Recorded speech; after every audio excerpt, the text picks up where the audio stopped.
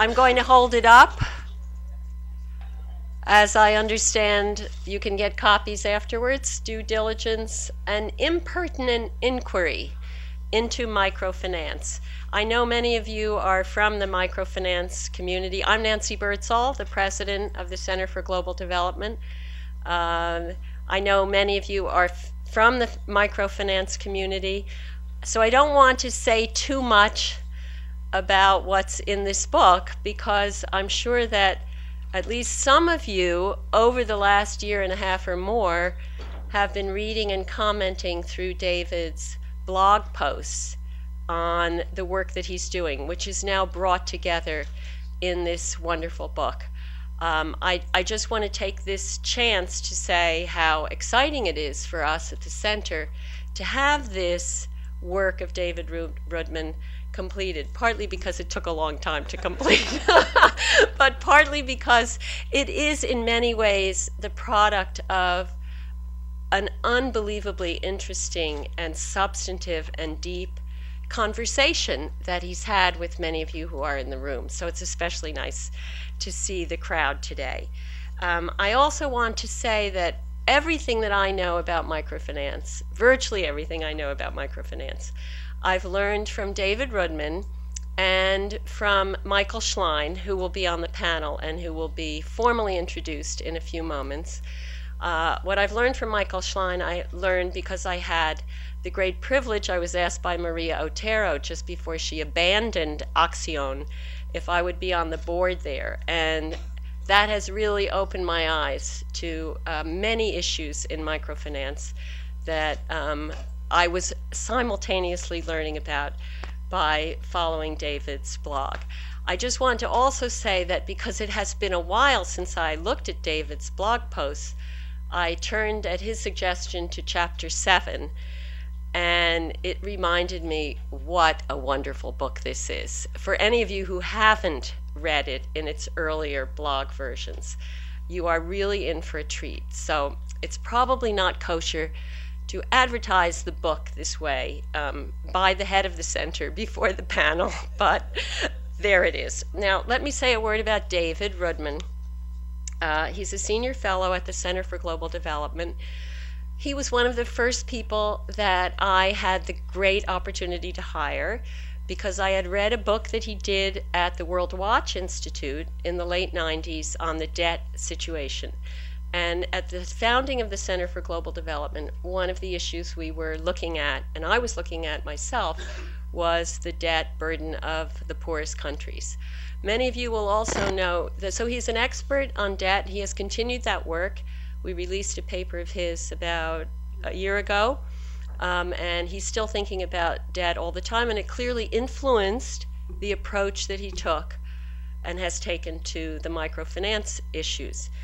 He is also the chief architect of this Commitment to Development Index, and through that work he has exploited, and we as an institution have been able to exploit, his extraordinary mathematical and statistical and econometric abilities.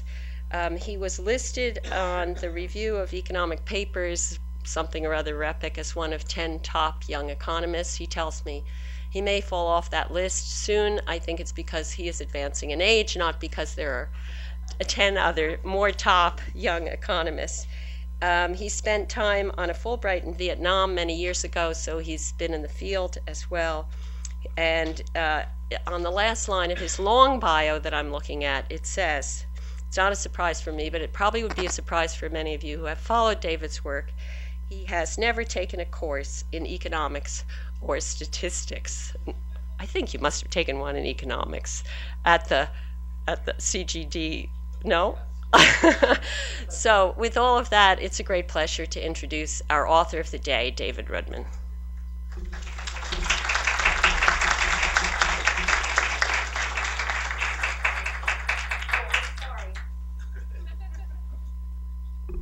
I didn't follow my instructions.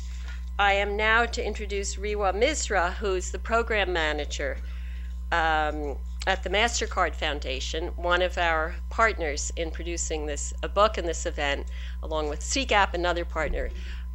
Let me introduce Rewa, who has something to say, and welcome to you.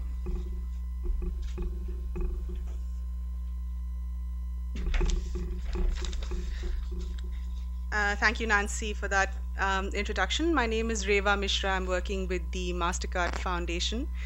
I'd like to start off by thanking both the Center for Global Development and the Consultative Group to Assist the Poorest, both for their partnership with the MasterCard Foundation on this important endeavor, and also give you a brief introduction about the MasterCard Foundation for those of you who are not too familiar with our work. We work mostly in two areas, that's youth learning and promoting financial inclusion.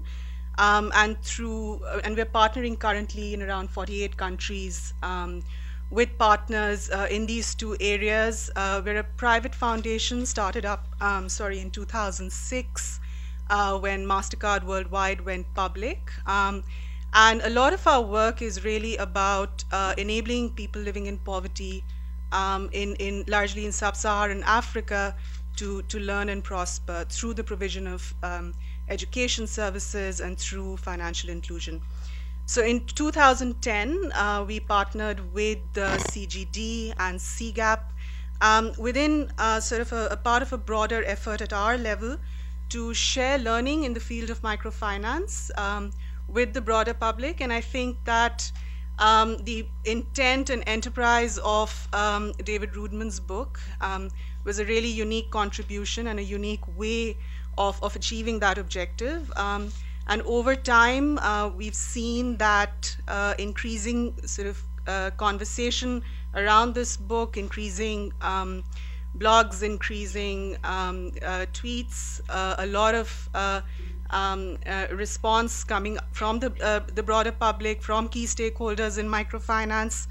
And while the views expressed in the book are not always necessarily those of the MasterCard Foundation, I think that the spirit with which the book was written, the intent of bridging rhetoric and reality around microfinance is certainly echoed by us. I would like to congratulate CGD and David for the completion of this tremendous enterprise, and wish you all the best for the future.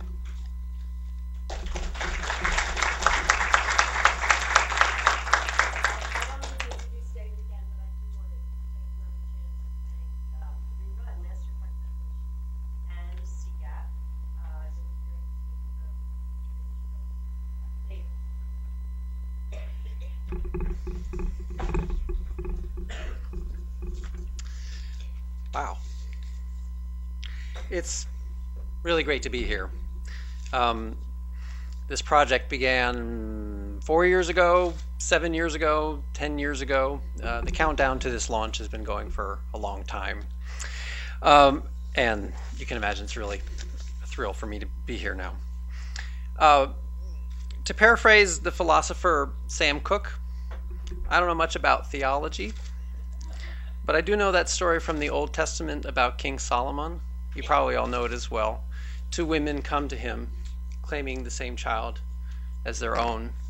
And he says, well, he asks for a sword to be brought to him. And he says he's going to slice the child down the middle and give half to each woman. The false mother thinks this is a great idea. And the true mother, of course, immediately gives up her claim on the child in order to save the child. And so then Solomon gives the child to the rightful mother because she's the one who's passed the test. As I've mentioned once or twice on the blog and in the book, I'm a child of divorce. And if you've ever experienced a custody dispute, and I'm sure some of you have, I'll bet this story of King Solomon has come to mind. I'm not certain, but I think at various times both of my parents invoked it and saw themselves in the rightful mother. And so something I realized reflecting on the book just this week is that being the powerless child in that story can make you grow up to be a bit like the powerful King Solomon. You can move to the top of that diamond. At least it did in my case. And I don't mean to be pretentious about this. I'm just saying that the way I grew up does affect the way that I think. I had two parents whose views on certain very important and personal things just fundamentally conflicted, and I couldn't reconcile it. But I couldn't give up on the idea that both of my parents had something to offer and had some piece of the truth.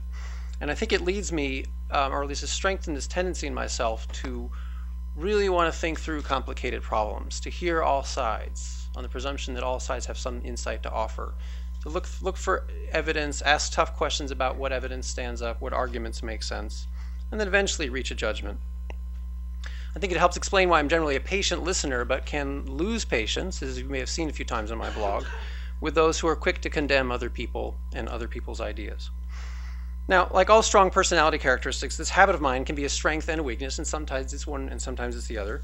And which it is depends on the context. And so I think part of the art, or maybe the luck of life, is finding a position for yourself where what is most unusual about you is most often a strength. And I'm truly grateful to have found such a position at CGD, and thankful to Nancy for having taken a risk on me 10 years ago.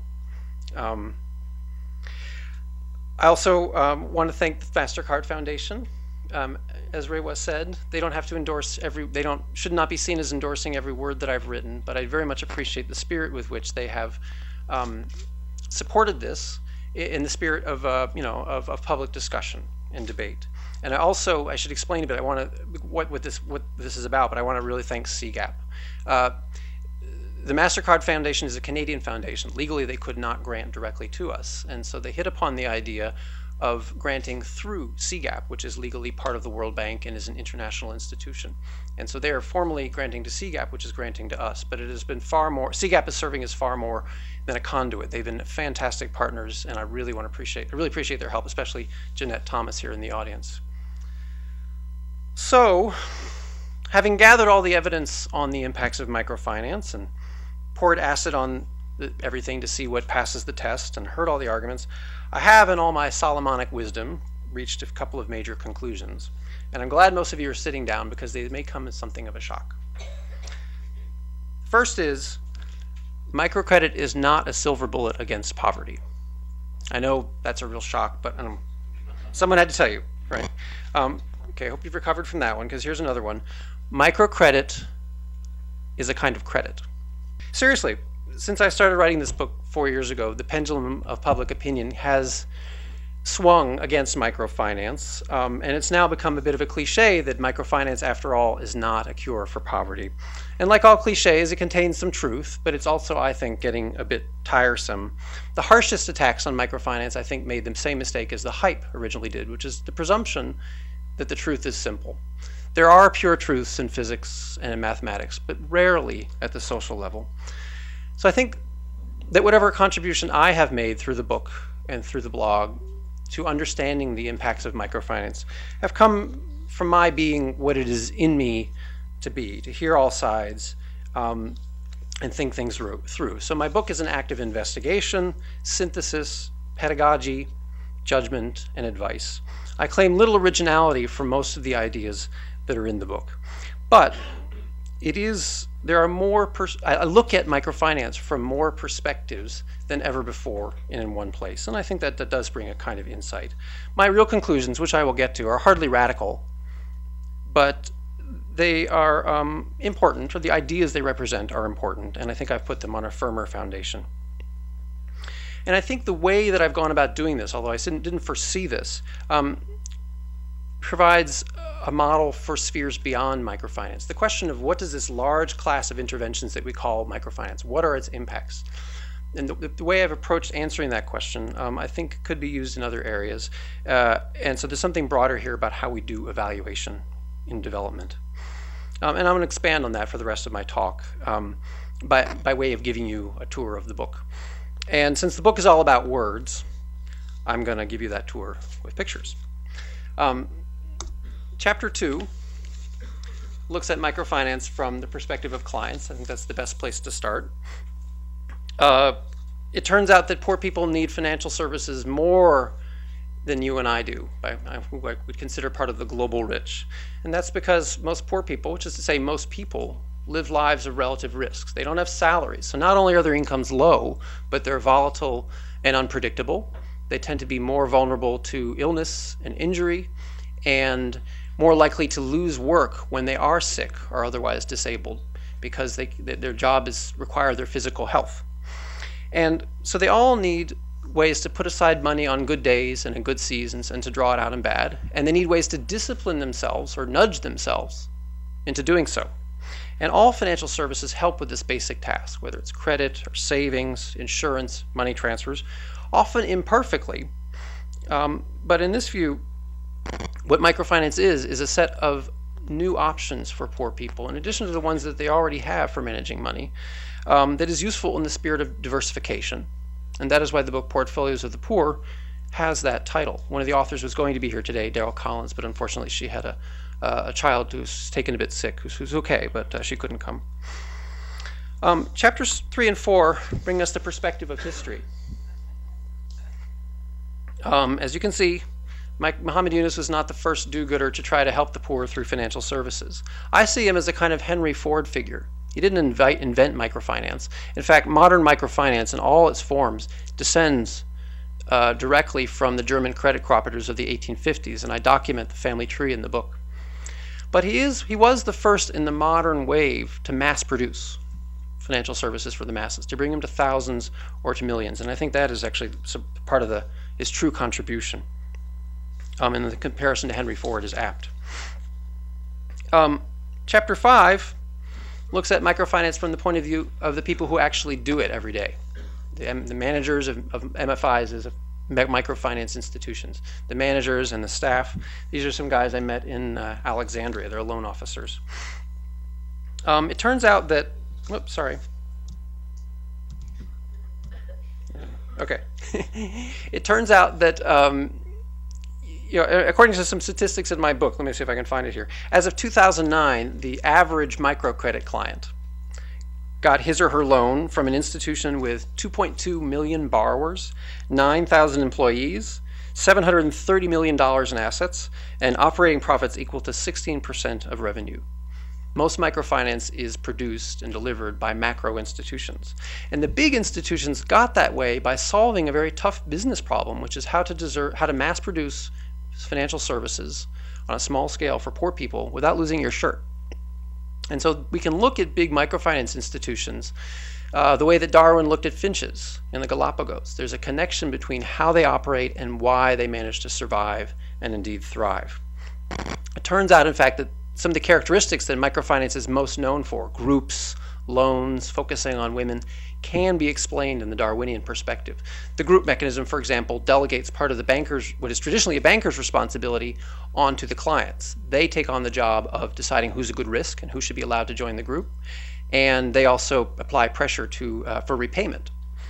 And to the extent that we can explain why microfinance is the way it is from this evolutionary perspective, then we should be a little bit more skeptical of arguments or claims that microfinance is the way it is because that's what's best for clients. And I don't mean that as a harsh criticism. Evolutionary imperatives cannot be gotten around. They are part of the reality in which we must work. I also look at microfinance from the academic perspective, although actually there are many academic perspectives. And the ones that I'm most interested in are the ones that are used to evaluate microfinance, to judge what its impacts are. And that actually kind of brings me to the second half of the book, which is a more evaluative in its stance. The kind of evidence that tends to dominate the discussions of the impacts of microfinance is the number crunching studies. And when I started my book, this was the most influential one. This one was by these guys here, Mark Pitt and Shahid Khankar. It found that in Bangladesh in the early 1990s, microcredit did reduce poverty, meaning household spending went up, especially when given to women. But it's really hard to understand, even for a mathematician like me. And not long after it came out, it was disputed by Jonathan Morduch, who has since literally written the book on the economics of microfinance. So one thing I did when I started this book project was I decided I want to replicate the study. I want to rerun the numbers so I can actually put that study on my computer and see if I believe it and understand what's going on. And actually just last month, Jonathan and I put out a paper arguing that we're even more confident now that this study should not be relied upon, that it just doesn't demonstrate cause and effect. That helps reconcile it with newer studies that you've probably heard about, which are randomized and have generally found that, at least within short time frames, 12 to 18 months, microcredit is not reducing poverty. Now, the reason I told you about this is in part there's a story attached to this. While I was crunching all these numbers, I had to try to understand math like this, which is not easy even for me, and write computer code like this. I had a chance to visit some microcredit programs in Egypt, in Cairo. And so I went on disbursement day to a branch of the Lead Foundation, and this is the lobby. All these women are waiting to get their loans, and the crowd actually overflowed into the hallway, down the stairs, and onto the street. They were waiting hours. They were very excited.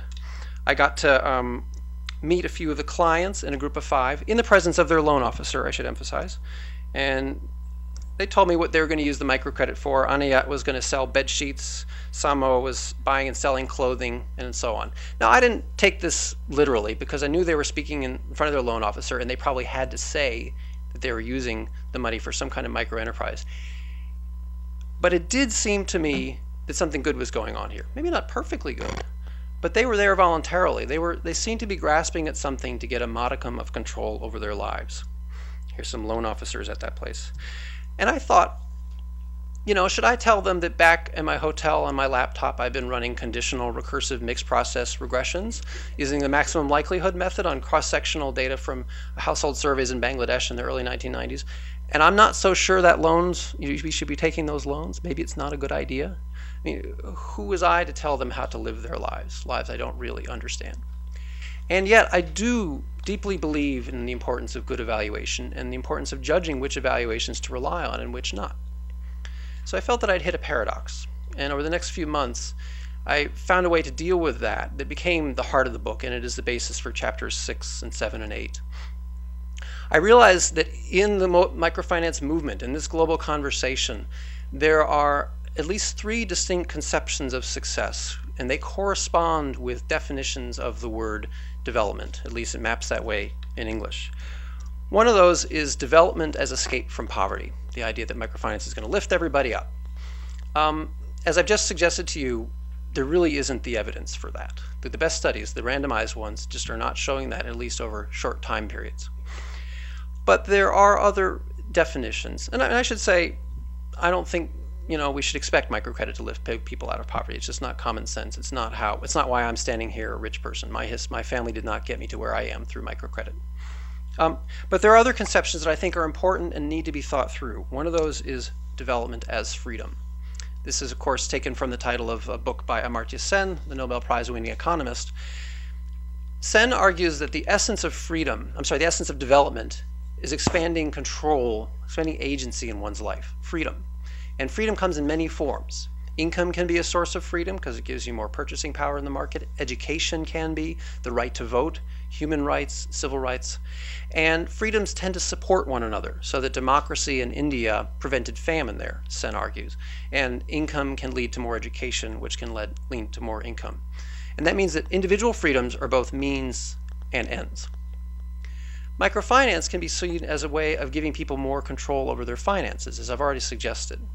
And I within this framework here, this is where I put the work of Stuart Rutherford, author of The Poor and Their Money, and a key author of Portfolios of the Poor. If you read those works, there's no argument that microfinance is lifting people out of poverty, but it does seem that microfinance services are useful tools for people who are trying to just get by and manage their lives a bit better. So I see it as kind of like clean water, electricity. We don't expect those to lift people out of poverty, but they can be useful services, not without problems.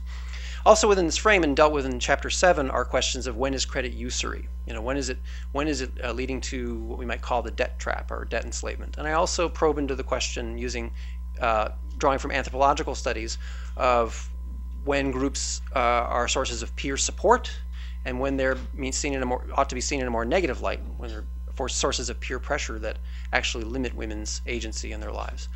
And I have to say, for group credit, which is the most famous kind, the balance is, if anything, negative. There are a lot of worrisome stories about women who can't pay, and so their peers, who don't want to pay on their behalf, come to their house and take away their roofs or their pots and pans. I'm not saying that happens in the majority of cases, but it's still a worrisome thing, and it's not part of the standard microfinance narrative. The third and last conception of success is development as industry building. If I were being more wonkish, I might say development as transformation. This is the idea most associated in economics with Joseph Schumpeter, who coined the term, actually he didn't coin it, but he popularized it, creative destruction. The idea is that in the sweep of history, what has most reduced poverty is industrialization, this process of constant churning, creation of new firms, new technologies, new ways of making old goods and services and new goods and services. Not to say that government has no role in alleviating the harmful effects of industrialization, but that has been the core driver. If you come to microfinance with this perspective about what development is, I think you'll conclude that microfinance is not turning its clients into Schumpeterian heroes of creative destruction. People who sell more vegetables don't disrupt the status quo. But the institutions that have been created, the Grameen banks of the world, in Bolivia and many other countries where microfinance has matured, they are competing, they're innovating, they are hiring thousands, and they are serving millions, and those millions tend to be pretty poor and deserving people. That's a pretty impressive success. Again, there's room for critique. We've seen most spectacularly in India that that the microfinance can go awry, especially when it grows too fast, and then that would be an example of a failure from the perspective of development as industry building, where we've seen a kind of overshoot and crash. I think I have and that leads to this broad question of when is creative destruction more creative than destructive, which is what we want. I have a graph, just a little bit of data. This is the number of loans outstanding in 3 countries that have had what appear in some respects to have been bubbles. And you can see that they've gone up and then come down. And these are all countries where we've had great difficulties in microfinance. Pretty soon I'll have enough data to add India to this list. I think we'll see the numbers coming down there. In the blog and in the book, I asked the somewhat impertinent question, who inflated those bubbles? In the case of Nicaragua, it was mostly foreigners, all with the best of intentions. Some were public, like CABE, the second one there, and some were private, although they may have been taking public money too, such as Blue Orchard. So, having surveyed the impacts of microfinance through 3 lenses, escape from poverty, freedom, and industry building, I then in the last chapter have to stop just looking at the world through multiple perspectives and synthesize and judge. And I guess I would offer a few sort of summarizing thoughts. And overall, where I see the great strength of microfinance as being is in developing institutions and industries that can deliver inherently useful services to thousands and millions of people. That's the core success.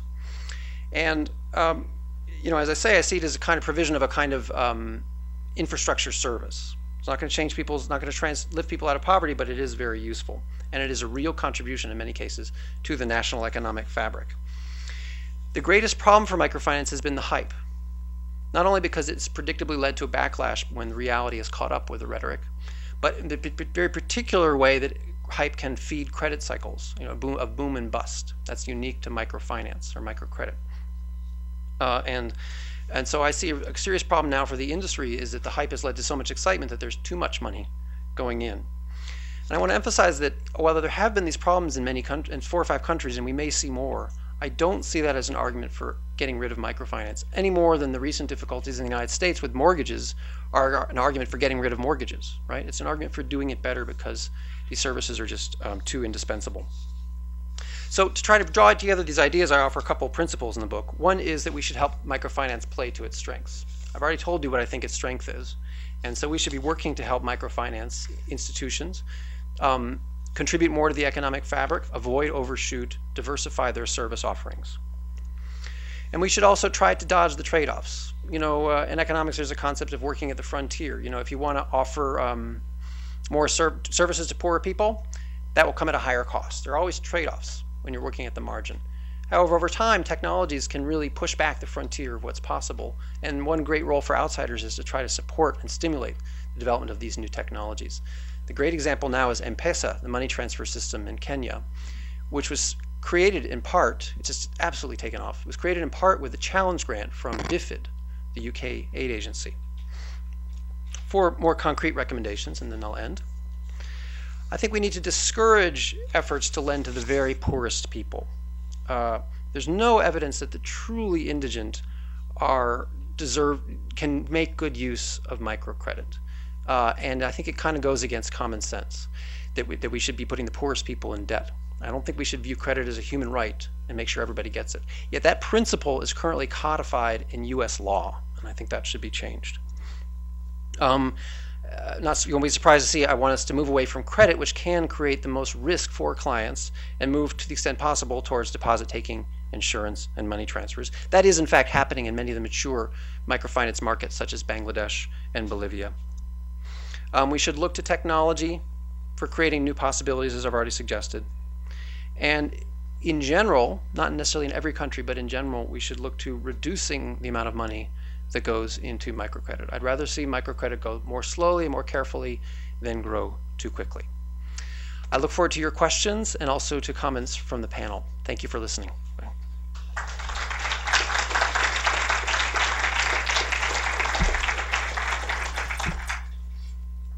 I don't know, I guess we should just, oh, okay.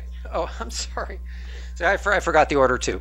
We're going to hear next from Rich Rosenberg from CGAP, who is one of the very small pantheon in my mind of great thinkers in this field, and I'm really pleased to have him. He will then moderate the second half of the program.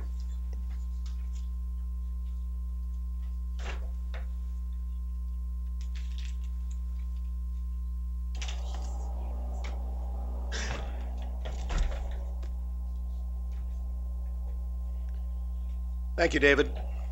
First, a word to my colleagues on the panel. We are running well past schedule here, and that confronts us with a resource allocation issue.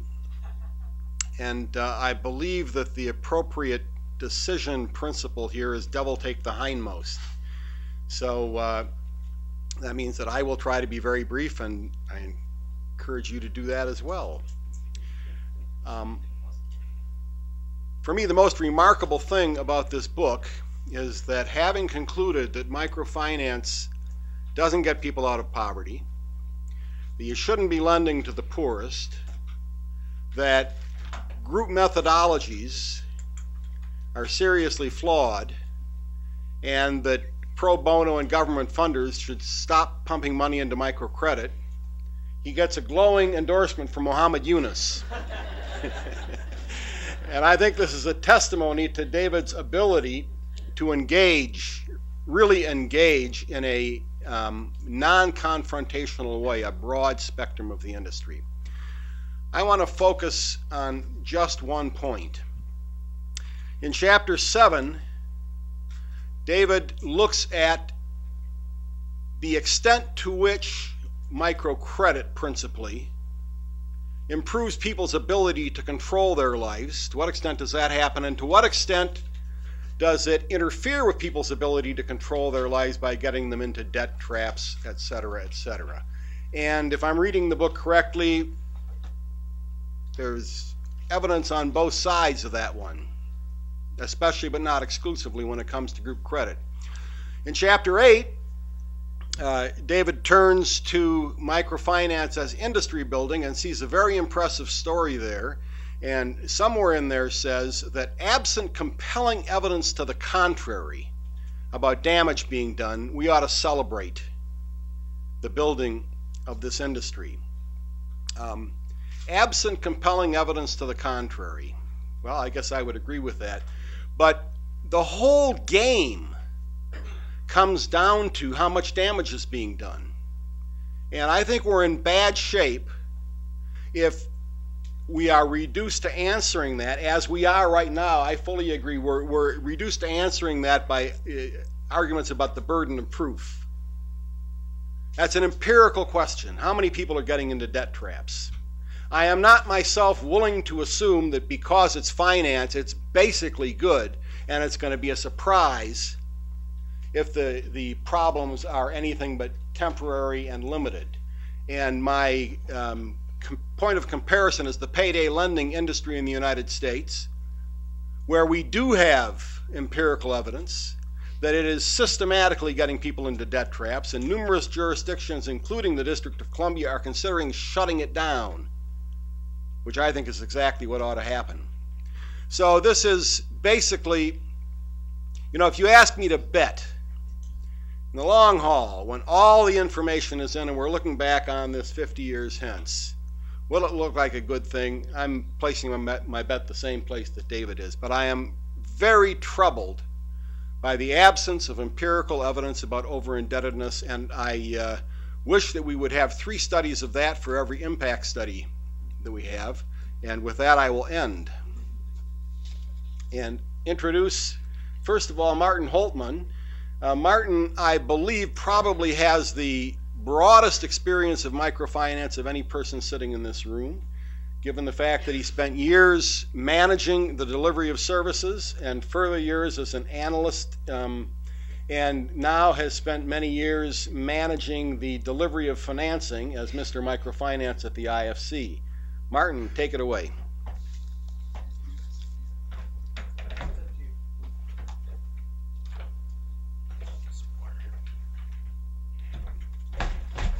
Thanks, Rich, and I'll be short as you asked me to be.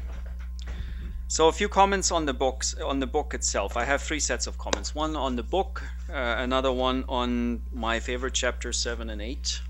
I'm just one person in a long queue of people who are gonna praise those chapters. And finally, a little bit, because I was asked to talk about the role of the public sector. So what's the role of the IFCs of this world, of the as Wendy Abt kept reminding me when I joined IFC, of the elite bureaucrats of this world. So, so first, a few comments on the book. We will make this obligatory reading for IFC's investment staff. I hope to somehow get an electronic version that I can send around. It's a treasure trove of just about anything you could ever want to discuss, at least in this decade, around the topic of microfinance. And I think it's actually great value for money and very light indeed. I received a book a few months ago by Pouch from India, and the thing is 3 kilos. You could actually kill someone with it.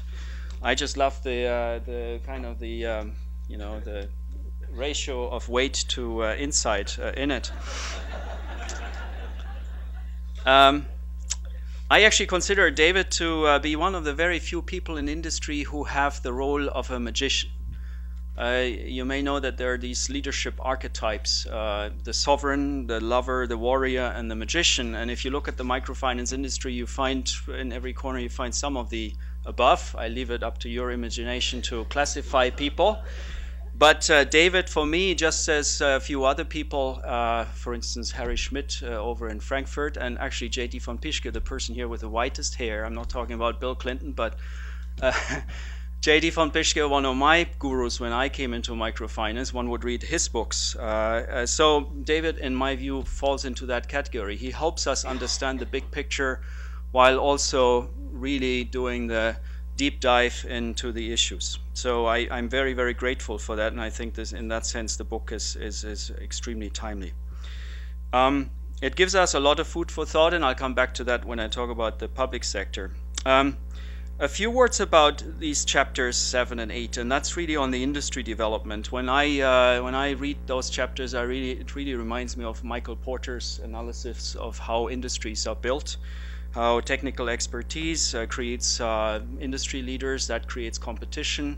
If you look, for instance, at the leading microfinance greenfielders, they all happen to come from, even in some cases, the same cities, or certainly they've come from the same groups of people. There are suppliers with upstream, downstream, and last but not least, an incredible amount of training going on for staff. If you just think of the hundreds of thousands of people who work in microfinance these days, that's really great. I personally had that story when I worked in a bank. In fact, my first ever job in microfinance was with a little place called Centenary Bank, which in the Ugandan context sounded like a contradiction in terms. Like, how could a bank in Uganda ever be a centenary bank, unless it was Barclays, of course. And so, and that bank is still around, and it's probably one of the strongest institutions in the financial sector there. And for every centenary bank, you find many other microfinance institutions that have played that role. And so I really congratulate you on expressing in words what many of us have felt, but were never able to kind of put together as a topic. A useful thing to understand what the studies do and do not say, and I think David really tackles that well. But I think he also goes through the complexity of the history of the industry. I think there's lots of debates as to who started microfinance, and I think it's very useful to sort of sort through all that. He also goes through the different methodologies, which often are confusing, and then the evolution of those methodologies. But he also tackles issues like the way products develop, how they've developed, and the economics behind certain products and why microfinance institutions tend to focus on credit first as a way to get to scale, and why it's much more challenging to then move towards real micro savings, real micro insurance, remittances, payments. Why are those products harder to get to? We've all been saying we want to move there. What stops us? I think he really tackles that. He's got sections on Andhra Pradesh and the crisis of overlending, not just in India, but also in Nicaragua and several places around the world. And to understand the dynamics there are very useful. And also just even the hyperbole itself. David, I think, is very fair in going through in the book. How does that hyperbole come about? Again, I've never actually met anyone who used the phrase microfinance is a silver bullet. And yet, I can tell you just within my own organization, I'm constantly editing our own documents to take out the hyperbole. There are a lot of pressures to simplify things. There are a lot of pressures to overstate things and say people want to solve poverty, so they want to believe. And so just understanding that dynamic is very, very useful as we all try to keep that hyperbole in check. So I think David's blogs and also now the book have made at least me much more sensitive to the overstatement that is very natural in the industry. In the end, I do think that where he comes out happens to work very well and very consistently with Axion's own strategy. The focus on development as industry building, that's a lot of how we see our work. Over the history of Axion, we've built 62 microfinance institutions in 31 countries on 4 continents that today serve millions. And we see, he uses the phrase at one stage, institutional midwifery as one of the virtues of the industry. And I do think that's a lot of our strategy at Axion and a lot of the work of the industry to build institutions. And I do think that is, as compared to some of the other measurements, I think that is unequivocally positive. And from that competition and from that industry building, you do get, and again, it's outlined in the book very well, competition, innovation, lower prices to clients, and ultimately you do make the world a bit of a better place. I certainly agree that we as an industry need to move beyond credit, and we need to focus more on savings, insurance, and payments, and that's part of our strategy as well. So I'll end there. There are a couple of places in the book where I do disagree, and maybe in the Q&A we'll have more time. But in the interest of time, let me just end by saying I think David's voice in his blog and now in his book is a great contribution to the industry. And so I hope that the end of this book doesn't mean that you won't continue both your blog and your voice in the industry. So I think it's a very, very important contribution. So congratulations and thank you.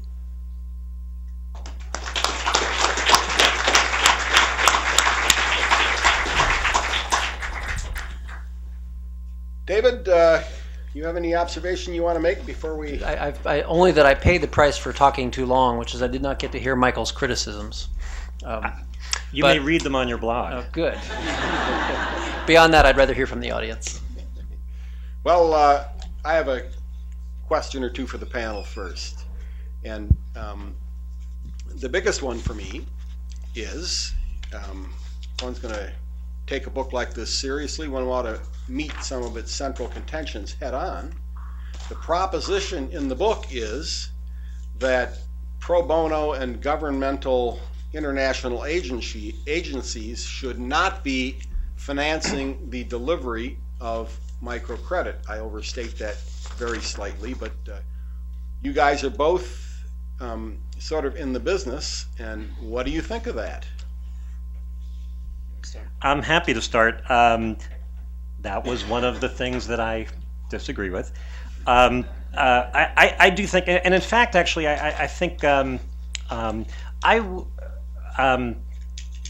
if it gets simplified to say that we should stop investing public money, then I disagree with that. If you construe it to say we should be a little smarter in how we invest public money and be a little bit more targeted, then I do agree with that. The argument in the book, he talks about 150 million clients being served today, but also there are 2 to 3 billion who are living in poverty and lack financial access to financial services. It's hard to see if we're just the beginning of this movement. There's so much more work to do, and plus the book does a very good job of saying, look, we figured out how to do credit at scale, but I would even argue that there are what are the numbers? There are 122 microfinance institutions who represent 79% of those clients being served, and 13 MFIs represent 48%.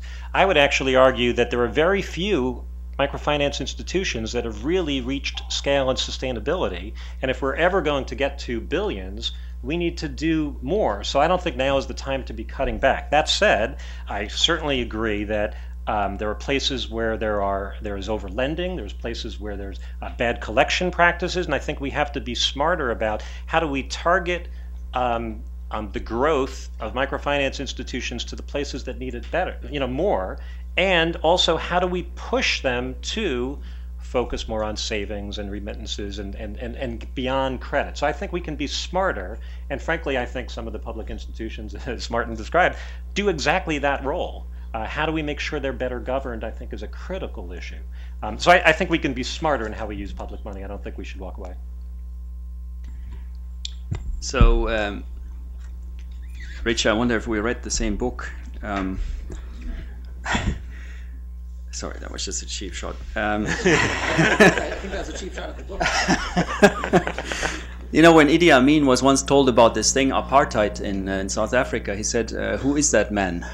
And so I sometimes wonder, who is that private sector, that everybody talks about? And I'm not so sure there is one private sector that is eagerly waiting to jump into anything such as microfinance or any other frontier kind of investment, impact investment. It's a very heterogeneous bunch of players. I'm a little bit. On that one, I would actually say I'm not so sure that to classify a Blue Orchard, who I would certainly classify as a private sector player, to classify them as a mixed bag, I'm not so sure about. Same thing for IMI or what is now ProCredit, which by the way was founded in 1998 and not in 1992, as the book says. So little things here, but talking. Well, he wanted criticism, right? So we need to give him a little bit. It's like, that in the Arab countries, when a carpet is made in Persia, for instance, they always on purpose put one mistake in because they say only Allah is perfect. So it would be crazy if a book that is as rich as this one did not have a couple of small things in it. So, but seriously, I personally think, first of all, we shouldn't equate public funding for development finance or for any kind of finance with something that's bad. There are whole financial systems in the world that are pretty inclusive. I just mentioned Japan and Germany, that are basically public sector finance. 70% of the deposits in Germany are held by public sector institutions. The Japanese Postal Bank is the largest deposit-taking institution in the world. And I don't think anyone would argue that those systems are not inclusive or don't provide access to finance for ordinary, simple, maybe even poor people.